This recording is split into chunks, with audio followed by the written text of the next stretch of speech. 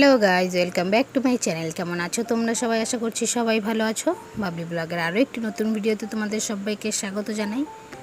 তো সকালবেলা উঠে কাজবাজ সমস্তটা সেরে নিচ্ছি, বাসি কাজ, কিন্তু সমস্তটা তোমাদের সাথে শেয়ার করছি না, কারণ ভাবছি কয়েকটা দিন একটু ছোট ছোট ভিডিওই দেব, কারণ একটু ব্যস্ত আছি, বাড়িতে কাজ চলছে। তো তোমাদের দাদা এসছে আগের দিনের ভিডিওতে, তোমাদের সাথে কিছুটা শেয়ার করেছি, পুরোটা শেয়ার করতে পারিনি। তো সেই জন্য কিছুদিন এখন ছোট ছোট ভিডিওই দেবো। তো আশা করি কেউ স্কিপ না করে পুরো ভিডিওটা দেখবে। সমস্ত বাসি কাজ সেরে গাটা একটু ধুয়ে এসেছি, এত গরম পড়ছে, আর মানে সকালবেলা কাজ করতে গেলেই অর্ধেক স্নান করে ফেলছি। তো সেই জন্য ওই ঘাম শরীরে সারাটা দিন থাকতে ভালো লাগছে না, ওই জন্য সকালবেলায় একটু গাটা ধুয়ে এসেছি। তবে হ্যাঁ, পুজো দিইনি, পুজো বেলাতে দেব, শুধুমাত্র গাটা ধুয়ে চলে এসেছি, কারণ যদি পুজো দিতে যাই তাহলে অনেকটা দেরি হয়ে যাবে। তো দেখো, গুড়ের জল আর গুড় আর মিশ্রি ভিজিয়ে রেখেছিলাম, সেই জলটাই সেঁকে নিচ্ছি তিনজনে মিলে খাবো বলে। তোমাদের দাদার সকাল সকাল একটু চায়ের নেশা, যেহেতু ওরা কাজের ওখানে যেখানে থাকে, তো সবাই সকালবেলা চাটাই খায়।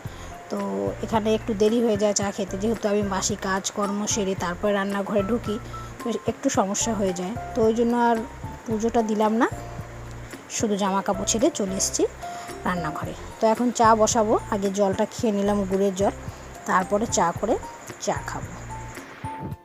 সকালবেলা মোটামুটি অনেক বাসন মেজেছি, কিন্তু রান্নাঘরটা যেহেতু ছোট, আর এখন এত বোতল বের করতে হয়েছে, যেহেতু মিস্ত্রি দাদারা জল চায় বারবার, তো সেই জন্য কিছুটা বোতলও ভরে রাখতে হয়। তো ওই জন্য আরও জায়গা ছোট হয়ে যাচ্ছে, তো সেই জন্য বাসনটা সকালবেলাতে গুছিয়ে রাখছি, তাহলে একটু জায়গা আর কি হবে।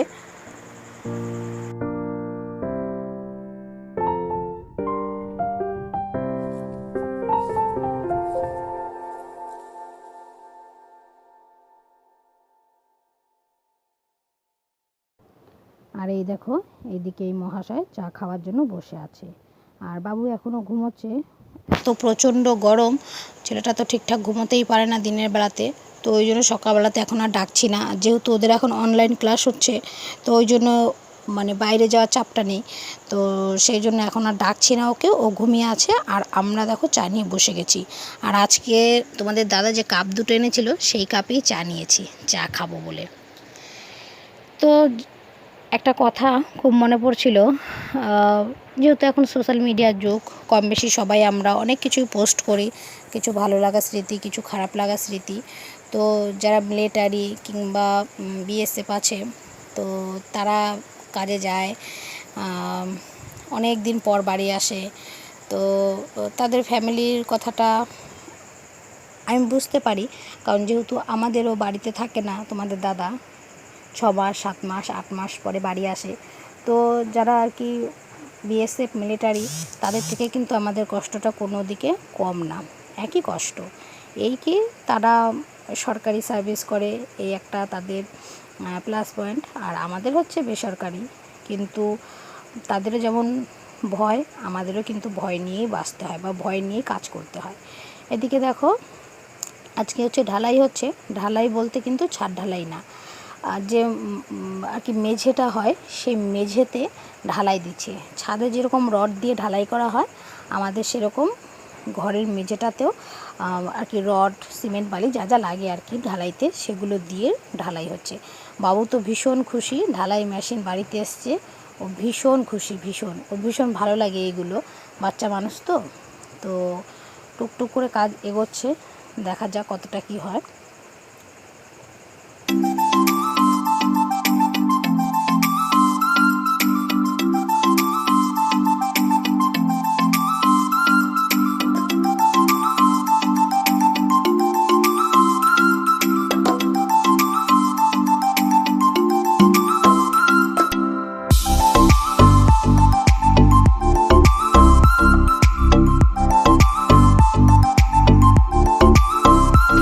এইদিকে আমি রেডি হয়ে নিচ্ছি, কাজ মোটামুটি সব কমপ্লিট হয়ে গেছে, শুধু বাড়িতে এসে স্নান করে পুজোটা দেব।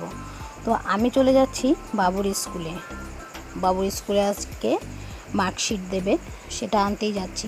বাইরে এত গরম, কিন্তু কিছু করার নেই। তো কারণ এখন অনলাইন যেহেতু ক্লাস হচ্ছে, ম্যামরা তো মনে হয়, আমি ঠিক জানি না, প্রতিদিন হয়তো স্কুলে আসে না, কারণ যে সময়টা স্কুল হয় সেই সময়টা তো ওদের ক্লাস চলে, তাহলে ম্যাডামরা কখন স্কুলে আসে, তাই না? তো সেই জন্য আমি বাধ্য হয়ে যেতেই হচ্ছে। বাড়িতে এত মিস্ত্রি, তো তাদের শরবত দেওয়া, চা দেওয়া, জল দেওয়া, তো কিছুটা করে রেখে গেছি, কিছুটা তোমাদের দাদাকে বলে গেছি, সব জোগাড় করে রেখে গেছি যে তুমি একটু দিয়ে দিও, কারণ আমাকে যেতেই হবে স্কুলে একটা টাইম দিয়েছে, এই টাইমের মধ্যে পৌঁছতে হবে। তো সেই জন্য এখন দেখো মুখটাকে ভালো করে বেঁধে নিচ্ছি, বেঁধে নিয়ে বেরিয়ে পড়ব।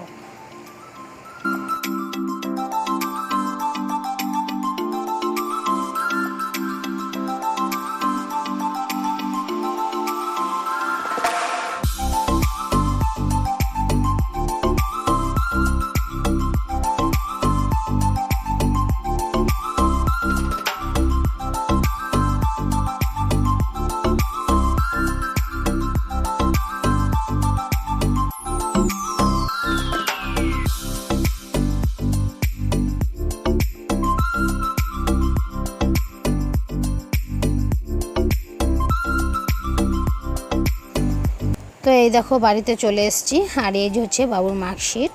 তো 25 করে পরীক্ষা হয়েছে 4টে সাবজেক্টে। তো একটাতে 25 পেয়েছে, একটাতে 24 পেয়েছে, একটাতে 22 পেয়েছে, দুটোতে 25 পেয়েছে, দুটোতে 25 পেয়েছে। টোটাল ওদের 100তে পরীক্ষা হয়েছে, সেখানেও 96 পেয়েছে।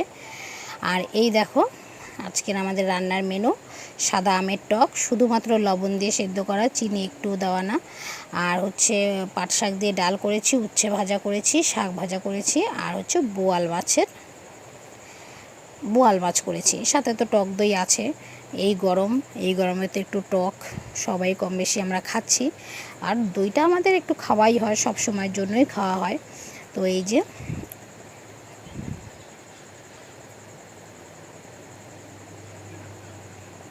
দুপুরে খাওয়া দাওয়ার পরে আর সেভাবে আসা হয়নি। আর এখন কিন্তু বিকেল, প্রচুর বাসন দেখতেই পাচ্ছ। তো বাসন নিয়ে বসে গেছি বাসন মাজতে। তোমাদের দাদা ওইদিকে গাছগুলোতে জল দিচ্ছে, আমিও দিয়েছিলাম। আমাদের যে পুকুরের সাইডে যে গাছগুলো আছে সেই গাছগুলোতে একটু দুজনে মিলেই জল দিয়েছিলাম। অ্যাকচুয়ালি গাছগুলোর দিকে তাকালে ভীষণ কষ্ট হয়, কারণ এত রোদ, গাছের পাতাগুলো সব হলুদ হয়ে আছে, কিন্তু অত জল টেনে দেওয়াটাও ভীষণ কষ্টের। তো যতটা পেরেছি তার মধ্যে দিয়ে দিয়েছি। আর ওই দেখো বদমাশি কেমন করছে বাবার সাথে সাথে, যেহেতু বাবা কিছু বলে না তাই ওর বদমাশির মাত্রাটা আরও একটু বেশি। তো যাই হোক, ও কিছুটা জল দিয়ে নিচ্ছে আর আমিও কিছুটা জল দিয়ে এসেছি। জল দিয়ে আমি বাসন মাজতে গেছি, কারণ অনেকটাই বাসন ছিল।